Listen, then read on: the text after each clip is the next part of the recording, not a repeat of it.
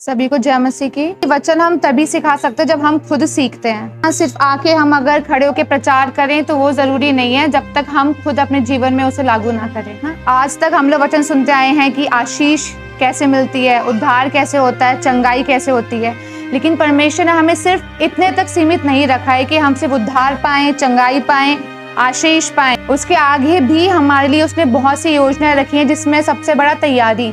क्यों तैयारी हमारे लिए आवश्यक है, हम क्यों तैयारी करते हैं? सिर्फ इसीलिए परमेश्वर ने हमारी रचना नहीं करी है ना, हमारा जीवन सिर्फ इसी बात तक सीमित है कि हम सिर्फ उद्धार ही पाएं, ना आशीष के लिए प्रार्थना करवाएं, चंगाई के लिए प्रार्थना करवाएं, क्योंकि हम सब जानते हैं कि हम जिस जगह रह रहे हैं हमारा स्थायी घर नहीं है। हम सबको यहाँ से जाना है और हम तभी जा पाएंगे परमेश्वर के साथ जब हम तैयार होंगे। जब हम तैयार ही नहीं होंगे तो हम परमेश्वर के साथ कैसे जाएंगे? अगर हम कोई एग्जाम देते हैं ना, कोई परीक्षा देते हैं, तो हम उससे पहले तैयारी करते हैं। तैयारी के बिना हम परीक्षा नहीं दे सकते। अगर हम चाहते कि हमें अच्छा प्रतिफल मिले, मतलब हमारे मार्क्स अच्छे आए, रिजल्ट अच्छा मिले, तो हमें क्या करना पड़ता है? उसकी तैयारी। कभी ऐसा देखा आपने कि किसी बच्चे ने पढ़ाई नहीं करी है और एग्जाम देने गया और उसको अच्छा रिजल्ट मिला है? नहीं हुआ ऐसा। जिन्होंने तैयारी की होती है उन्हीं को ही अच्छा रिजल्ट मिलता है। तो ये तो संसारिक चीजें हैं। जब हम इसके लिए इतना सोचते हैं, हम कहीं शादी में जाते हैं, किसी फंक्शन में जाते हैं, तब हम बहुत तैयार करते हैं अपने आप को, अपने शरीर को, अच्छे अच्छे कपड़े लेते हैं, अच्छे अच्छे से अपने आप को बना के लेके जाते हैं ताकि हमारा वहाँ पे सम्मान हो, लोग हमें पूछें कि आप अच्छे लग रहे हैं, हमारी तारीफ हो। हम दुनिया की चीजों के लिए कितना अपने आप को तैयार करते, तो हमें स्वर्गीय राज्य के लिए कितना आपको तैयार करने की जरूरत है, ये आज हम सीखेंगे। सबसे पहले मेरा सवाल यही है कि क्या हम तैयार हैं? अगर हम तैयार होंगे हम तभी जा पाएंगे। बिना तैयारी के हम सोचे कि नहीं मैं मसीह में पैदा हुई हूँ या मैं मसीह में पैदा हुआ हूँ, मैं मसीह को बहुत समय जानता हूँ, मैं विश्वासी हूँ, नहीं या मैं जन्म से ही मसीह हूँ, तो मैं चले जाऊंगा परमेश्वर के साथ परमेश्वर के राज्य में। नहीं, ऐसा नहीं होगा। परमेश्वर ने हमें वचन दिया है। प्रभु यीशु मसीह क्यों आया था? क्या वो नाश नहीं कर सकता था हमें, कि हमें नाश करता दोबारा से बना देता? लेकिन उसने अपना जीवन दिखाया कि उसने भी तैयार किया अपने आप को, और बचपन से ही प्रभु यीशु मसीह खुद को तैयार करता हुआ आया था। तभी वो आज परमेश्वर के दाहिने हाथ बैठा है। हम चाहते कि हमें स्वर्गीय राज्य मिल जाए, लेकिन तैयारी हमें कुछ नहीं करनी है कि प्रभु यीशु मसीह आने वाला है। सबके मन में अलग अलग से सवाल आए, सबने सवाल करे, सबने बोली बातें कि हम एक दिन में ही खुद को तैयार कर लें। ऐसा नहीं होता है कि हम एक दिन में ही खुद को तैयार करें। तैयारी एक दिन में नहीं होती है, तैयारी समय के साथ साथ होती है। अगर हम माँ बाप से बात करते कि आपने बच्चे को ऐसा बताएं, तो माँ बाप सोचते हैं नहीं अभी ये बड़ा हो जाएगा तब इसको वचन की शिक्षा देंगे, और जो बड़े होते हैं वो ये सोचते हैं कि जब हम बूढ़े हो जाएंगे तब हम वचन की शिक्षा पाएंगे। तो फिर हम दाऊद के बारे में क्या कहेंगे? दाऊद बहुत बड़ा था, यूसुफ बहुत बड़ा था? नहीं, वो भी छोटी उम्र के थे। शमूएल वो भी बड़ी उम्र का नहीं था। प्रभु यीशु मसीह है ना, छोटी उम्र से ही उन्होंने प्रचार करना शुरू कर दिया था, है ना। मंदिर में चले गए थे अपने माता पिता को छोड़कर। उन्होंने क्या बोला था कि जो ये वचन सुनते वही मेरे माता पिता और मेरे भाई बहन है। तो हम ये चीज, हम अपनी मानसिकता ये निकाल दें कि बच्चों को नहीं सिखाएंगे, या बच्चा जब बड़ा हो जाएगा, जब वचन को समझने लगेगा तभी उसकी तैयारी होगी। नहीं, आप अपने बच्चों की तैयारी बचपन से ही शुरू करवा सकते हैं, क्योंकि वचन हमें मिला है। सबसे अच्छी बात है कि हमारे पास वचन है। तो मैं इस चीज को, जैसे मैं अभी बोल रही थी कि हम लोग सोचते हैं कि नहीं छोटा बच्चा है, इसको हम क्या बताएं वचन के बारे में, जब भी समझदार होगा तब। तो इस चीज को, ये जो मानसिकता हमारे अंदर है, हम इस चीज को दूर करने के लिए हम निकालेंगे।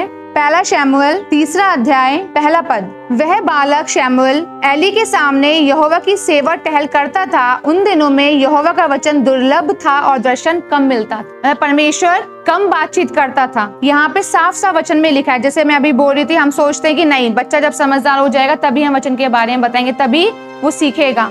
ऐसा नहीं है। यहाँ पे हम देखेंगे क्या लिखा है यहाँ पर। वह बालक शमूएल एली के सामने यहोवा की सेवा टहल करता था। उन दिनों में यहोवा का वचन दुर्लभ था और दर्शन कम मिलता था। 7वें पद में लिखा है, उस समय तक शमूएल यहोवा को नहीं पहचानता था और ना यहोवा का वचन ही उस पर प्रकट हुआ था। लेकिन आज हम छोटे छोटे बच्चे जो भी परमेश्वर भवन में जाते हैं, हम सुनते हैं वचन के बारे में, जो भी यहाँ पे बताते हैं, चाहे प्रभु के दास है, कोई भी व्यक्ति यहाँ बताता है, वो इसका मतलब हम सुनते हैं, हम समझते हैं। लेकिन यहाँ पे जो शमूएल है, यहाँ पे क्या लिखा है कि वो यहोवा को नहीं पहचानता था और ना यहोवा का वचन ही उस पर प्रकट हुआ था। वो नहीं जानता था, लेकिन फिर भी वो परमेश्वर के भवन में क्या करता था? सेवा टहल करता था, देख रेख करता था। तो ये हम सोचे कि नहीं बच्चा बड़ा होगा तभी हम उसको सिखाएं, तैयारी तब नहीं होती है। तैयारी बचपन से आपको करानी पड़ेगी उसकी, अगर आप चाहते कि वो स्वर्ग के राज्य में जाए। हम सोचते कि नहीं हम यहाँ पर हैं, अगर हम मसीह में हैं तो हमारा बच्चा भी चले जाएगा परमेश्वर के राज्य में नहीं। हर एक को अपना अपना लेखा देना है और हर एक की तैयारी ही निर्भर करी कि आप स्वर्ग के राज्य में जाएंगे या नहीं। और हम सब जानते हैं, हम सबने सुना भी है कि शमूएल से परमेश्वर ने बात करी थी। जो परमेश्वर को नहीं पहचानता था और ना वचन उस पर प्रकट हुआ, मतलब वचन को वो नहीं जानता था, लेकिन फिर भी परमेश्वर ने बात करी।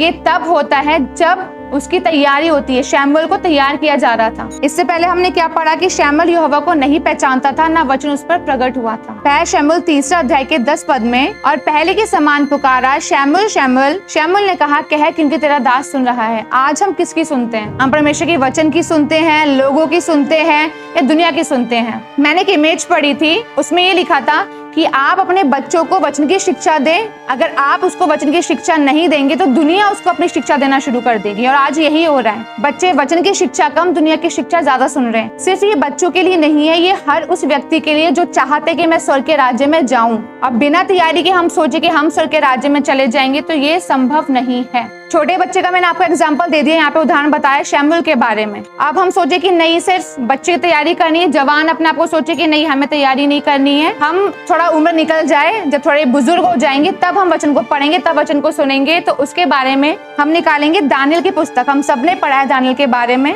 मैं उसमें से कुछ चीजें आप लोगों को बताना चाहूंगी। दानियेल की पुस्तक, उसका 6 अध्याय 10 पद से, जब दानियेल को मालूम हुआ कि उस पत्र पर हस्ताक्षर किया गया है, तब वे अपने घर में गया, जिसकी उपरौठी कोठरी की खिड़कियों यरूशलेम की ओर खुली रहती थी, और अपनी रीति के अनुसार जैसा वह दिन में 3 बार अपने परमेश्वर के सामने घुटने टेक कर प्रार्थना और धन्यवाद करता था, वैसा ही तब भी करता रहा। हम सब ने सुना है दानियेल के बारे में कि दानियेल को सिंगों की मांद में डाला गया था।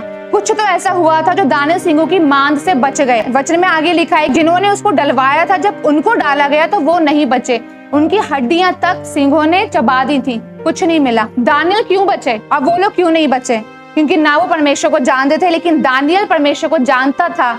और सबसे जरूरी बात कि वो अपने आप को तैयार कर रहा था। और तैयारी कैसे होती है? सिर्फ चर्च आना, लीडिंग करना, सुनाना, वचन सुनाना, सिर्फ इतना ही सीमित है? या सिर्फ संडे के दिन ही आकर हम यहाँ पे भजन गाएं, लीडिंग करें, वचन पढ़ें, वचन सुनाए, वचन प्रचार करें, सिर्फ इतना है? नहीं। जो 6 दिन हमारे पास परमेश्वर ने हमें दिए, हमें उस दिन भी तैयार करना है। सिर्फ 7वें दिन आकर कि हाँ विश्राम दिन को पवित्र मानना है, तो उसी को ही नहीं मानना है। 6 दिन हम क्या करते हैं? जो हम 6 दिन करते का प्रभाव 7वें दिन दिखता है। अब आप सोचे कि नहीं, 6 दिन हम अपने कामकाज को ही करते हैं। कामकाज कीजिए, लेकिन परमेश्वर के लिए आप क्या कर रहे हैं? आप सब दुनिया में सोचे कि नहीं, बस खाए पिए घूमे फिरे यहीं तक सीमित है बस, और प्रभु यीशु मसीह आएगा तो हमें ले जाएगा। इस मानसिकता को हम निकालें। प्रभु यीशु मसीह तभी लेके जाएगा जब हम तैयार होंगे। दानियेल क्यों बच गया सिंहों की मांद से? क्योंकि वो तैयारी कर चुका था, वो तैयारी करता था। तैयारी की क्या तरीका था? वो 3 बार प्रार्थना करता था। आज हमसे 1 बार प्रार्थना नहीं होती है। क्यों? दानियेल को जिन्होंने डाला वो क्यों नहीं बचे? वो भी बच जाते हैं। क्या फर्क था दानियेल में और उसमें? क्योंकि दानियेल अपने आप को तैयार कर रहा था, वो प्रार्थना करता था, प्रार्थना में रहता था। यहाँ पे लिखा है 3 बार, और आज हमसे 1 बार नहीं होती है। सिंहों की मांद से बचना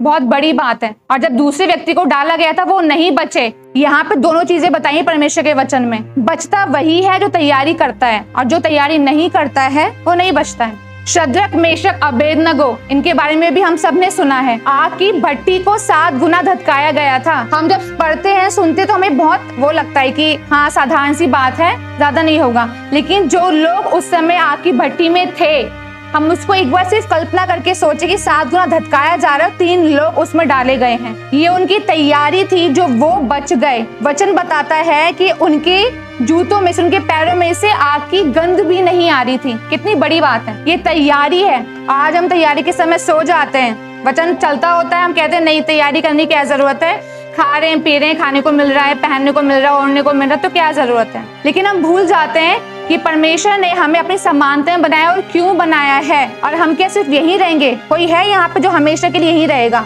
कोई है जो अमर है, कभी नहीं जाएगा दुनिया को छोड़कर? सभी को जाना है, लेकिन जाने के बाद हम किस जगह जाएंगे ये हमारी तैयारी पे निर्भर करता है। कई लोग तो स्वर्गीय राज्य के लिए अपने आप को तैयार कर रहे हैं, और कई लोग अपने आप को किसी और ही दिशा के लिए तैयार कर रहे हैं। अब हमें जानना है अपने अंदर कि हम किस चीज की तैयार कर रहे हैं खुद को। तैयारी सब कर रहे हैं, जैसे वचन में लिखा है, दौड़ते सब है मगर मुकुट एक ही पाता है। अब आप सोचेंगे कि अगर एक मुकुट पाता है तो एक दौड़ेगा।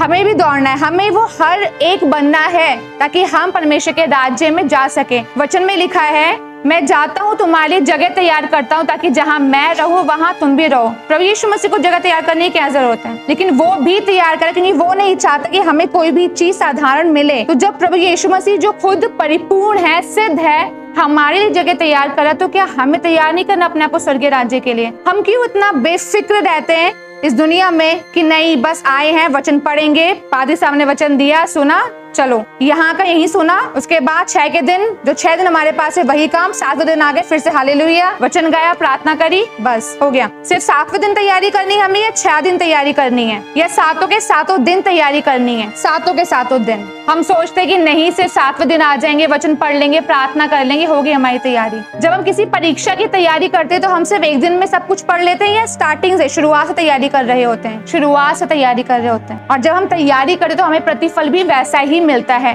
अब तैयारी हम कैसी कर रहे हैं वो हम ही जानते हैं। क्यों तैयारी के ऊपर वचन आज बताया जा रहा है। सच में परमेश्वर चाहता है कि हम इस चीज के बारे में सोचें, हम अपने जीवन को साधारण ना जिए कि बस आए, हालेलुया करा, प्रार्थना करी, चले गए। हम भूल चुके हैं कि प्रभु यीशु मसीह आने वाला है, वो हमें लेके जाएगा या नहीं लेके जाएगा, ये सवाल हमारे मन में आता ही नहीं है। सो चुके हैं हम बिल्कुल, आत्मिक रूप से भी और संसारिक रूप से हम जगह सोए, हम जानते हैं। मतलब ही नहीं है वचन पढ़ना, प्रार्थना करना, इससे कुछ नहीं। हमारे जीवन में कई बार परिस्थितियां ऐसी आती हैं, तैयारी करेंगे तो दिक्कत तो आएगी ही आएगी। दानियल तैयारी करते थे इसलिए उनको सिंहों की मान में डाल दिया, लेकिन तैयारी का प्रतिफल क्या मिला उन्हें? उनको कोई हानि नहीं हुई। अगर आज हमसे कोई बोले तुम मसीही हो और तुम छोड़ दो मसीहत को, या कोई दुख तकलीफ आ जाए, तो हमारे मन में क्या आता है? ये सवाल सबसे पहले आता है, हमारे साथ ऐसा क्यों हो रहा है? हम क्यों भूल जाते हैं प्रभु यीशु मसीह बचपन से अपने आप को तैयार करे थे? क्या उन्होंने तकलीफ नहीं झेली? लेकिन उसका प्रतिफल क्या मिला प्रभु यीशु मसीह को? आज कहाँ पर है वो?